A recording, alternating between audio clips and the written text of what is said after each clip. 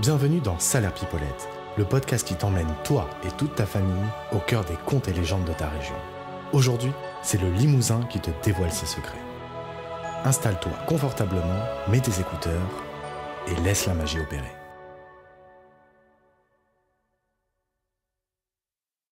Les secrets des loups-garous.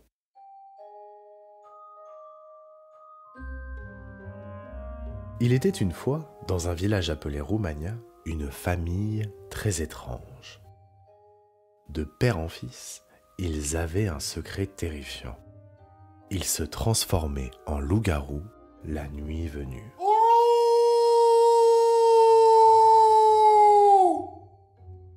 Leur mission ? Tourmenter les habitants des villages voisins, comme Biena ou La Valade, en leur jouant toutes sortes de mauvais tours. Le loup-garou aimait particulièrement gratter la bassie des métayers, une grande caisse où l'on garde des réserves, ce qui rendait les paysans fous. Chaque soir, dès qu'ils entendaient ce grattement, ils sortaient précipitamment de leur maison pour le chasser. Mais le loup-garou était trop rapide. Il leur réchappait toujours en sautant dans les prés, disparaissant dans la nuit en éclatant de rire. Fatigués de ces farces, les paysans décidèrent un jour de capturer la bête. Armés de faux, de bâtons et de fusils, ils attendirent que le loup-garou revienne gratter la bassie. Et effectivement, le soir venu, la créature était là. Ils le poursuivirent, l'entourèrent. Mais juste au moment où ils pensaient l'avoir attrapé, le loup-garou s'éleva dans les airs et disparut en riant. Quelques années plus tard, le chef de cette famille de loups-garous tomba gravement malade.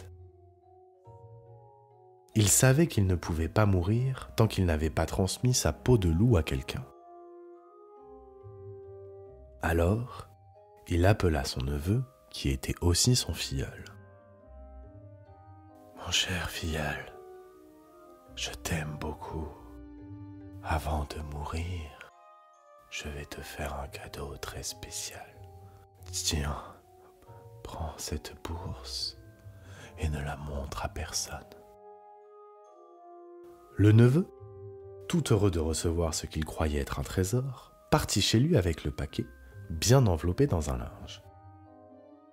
Mais une fois la nuit tombée, trop curieux, il décida de regarder ce qu'il y avait dedans.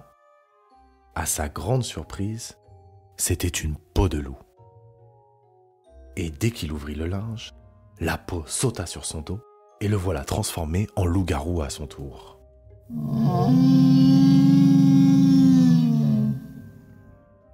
Cette nuit-là, il courut jusqu'à la croix de Blancharo où se rassemblaient d'autres créatures magiques.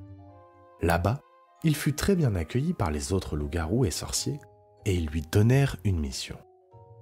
Effrayer une jeune fille qui devait se rendre à la croix à minuit. Pendant ce temps, dans le village voisin de Babodus, vivait une jeune fille de 18 ans, très gentille et très douce. Son grand-père, lui aussi un vieux loup-garou, ne voulait pas qu'elle se marie. Il lui dit qu'il accepterait uniquement à une condition, qu'elle se rende à minuit à la croix de Blancharo. Il pensait que cela la découragerait, mais la jeune fille accepta sa mission. La veille de son rendez-vous, une mystérieuse dame blanche apparut à la jeune fille et lui dit « N'aie pas peur, mon enfant.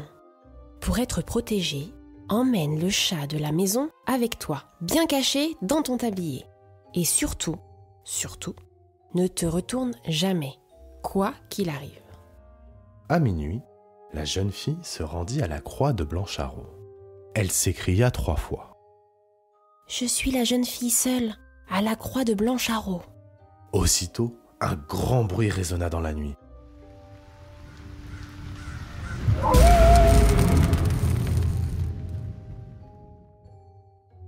Soudain, une voix retentit. C'était le loup-garou. « Si tu n'avais pas ton chat dans ton tablier, tu ne repartirais pas vivante d'ici. » En un instant, la jeune fille se retrouva entourée de loups-garous, de sorciers et même du diable.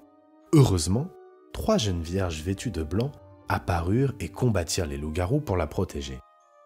La jeune fille se mit alors à courir, le cœur battant, sans jamais se retourner, comme la Dame Blanche le lui avait conseillé.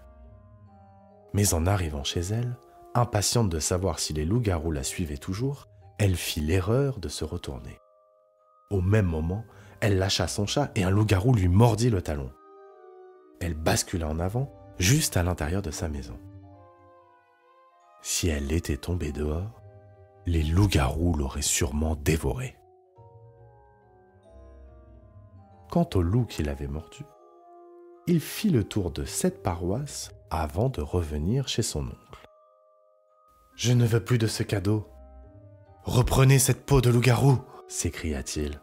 Mais l'oncle, fatigué et mourant, lui répondit « Tu l'as maintenant, mon garçon.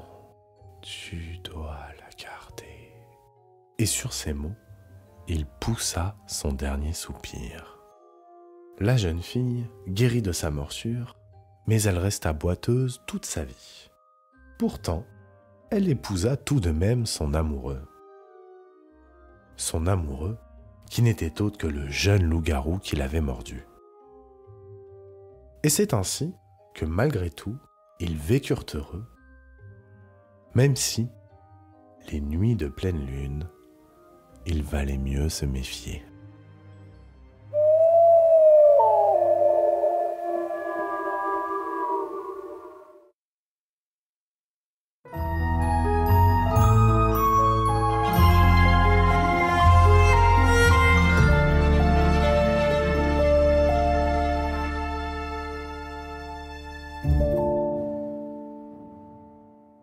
Et voilà, c'est déjà la fin de cet épisode de Salaire Pipolette.